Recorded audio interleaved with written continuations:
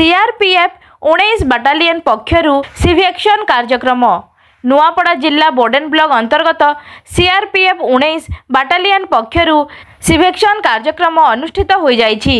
उक्त कार्यक्रम रे Naresh Kumar Sharma commandant 19 battalion CRPF का तत्वावधान और निर्देश अनुसार सिविक एक्शन प्रोग्राम कार्यक्रम 2025 अधीन रे सिलाई तालीम प्रशिक्षण भट्टापाणी रे आयोजन करा जायथिला।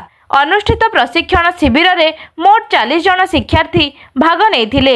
एही कार्यक्रम रे मुख्य अतिथि भावे जगदीश माझी सरपंच नंगल बोर्ड मंचासीन थिबा बेले सम्मानित अतिथि भावे पुरुण छिंदा नायब सरपंच सर्गीडीही लिंगराज बाग फटपानी E19 कंपानी कमांडर सौदागर राम एवं कंपानी जवान माने उपस्थित रही कार्यक्रम को सुचारू रूपे आयोजित करथिले।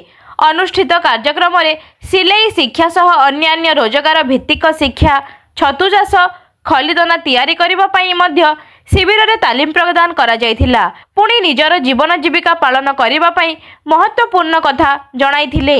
गाँर जो माँ भौणी भाई माने एही भूमिका ग्रहण करिवे सेमाने समाज रे किछि रोजगार उपार्जन करी निजर परिवार भरण पोषण करि पारिबे बोली श्री नरेश कुमार शर्मा उद्बोधन करथिले।